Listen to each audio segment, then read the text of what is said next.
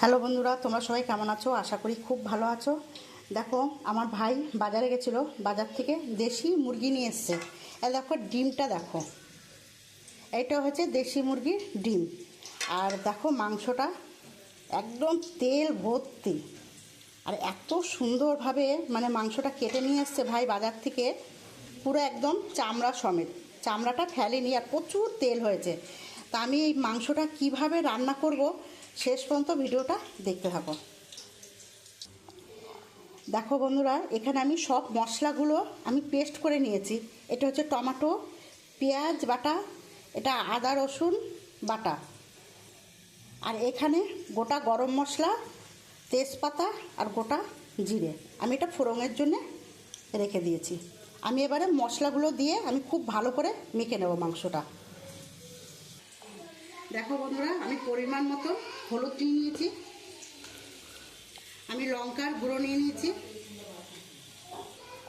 আমি জিরের গুঁড়ো নিয়ে নিয়েছি, আমি পরিমাণ মতো নুন নিয়ে নিয়েছি, আমি পেঁয়াজ কুচিয়ে দিয়ে দিচ্ছি, এটা আদা বাটা, এটা রসুন বাটা, এটা পেঁয়াজ বাটা।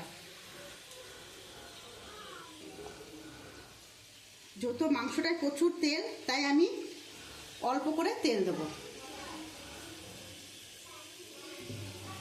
এবার আমি সব পরিমাণ মতন দিয়ে নিয়েছি। এবার আমি মাংসটা আমি খুব ভালো করে মেখে নেব। মেখে আমি কিছুক্ষণ জন্য আমি ঢাকা দিয়ে রেখে দেবো। দেখো বন্ধুরা, আমি মাংসটা খুব ভালো করে মেখে নিয়েছি।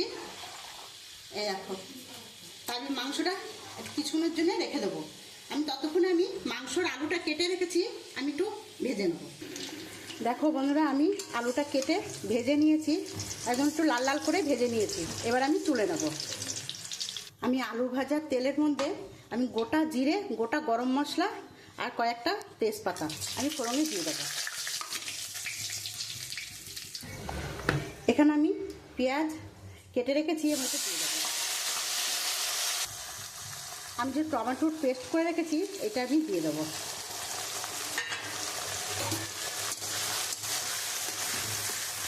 একটু আমি মশলাটা একটু কষিয়ে নেব।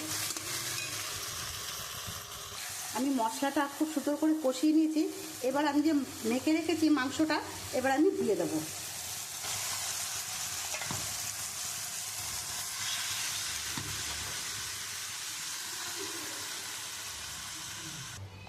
দেখো বন্ধুরা, আমি মাংস তো কড়াইতে দিয়ে দিয়েছি।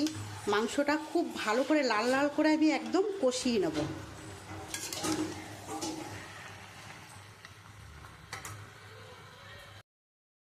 আমি খুব সুন্দর করে কষিয়ে নিচ্ছি, তেলও ছেড়ে দিয়েছে।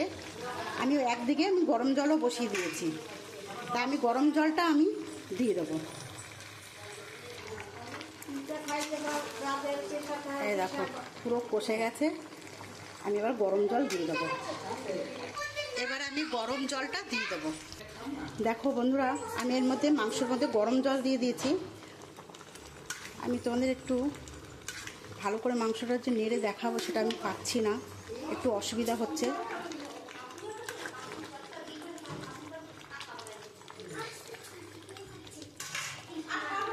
আমি ডিমটা আলাদা রেখেছিলাম, এখন আমি এই ডিমটা দিয়ে দেবো। দেখো বন্ধুরা, আমি তো আলুটা দেখিয়েছি যে ভেজে তুলে দিয়েছি, তা আলুটা আমি কষানোর সময় দিয়ে দিয়েছি। এই দেখো, আমার হয়ে এসছে, আর একটু হবে। এখানে দেখো, আমি একটা ভাজা মশলা তৈরি করে নিয়েছি। এখানে গোটা গরম মশলা, তেজপাতা, শুকনো লঙ্কা, জিরে, ধনে আমি শুকনো খোলায় ভেজে নিয়ে আমি পেস্ট করে নিয়েছি। এটা নামানোর আগে দিয়ে দেবো। দেখো বন্ধুরা, আমার মাংসটা হয়ে এসছে। এবার আমি গরম মশলা দিয়ে নামিয়ে দেবো। আমি যে ভাজা মশলাটা আমি এখন দিয়ে দেবো।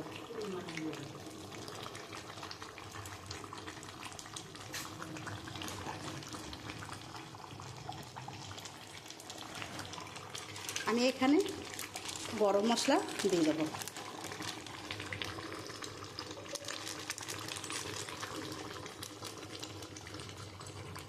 একটু খুব ভালো করে নাড়বো।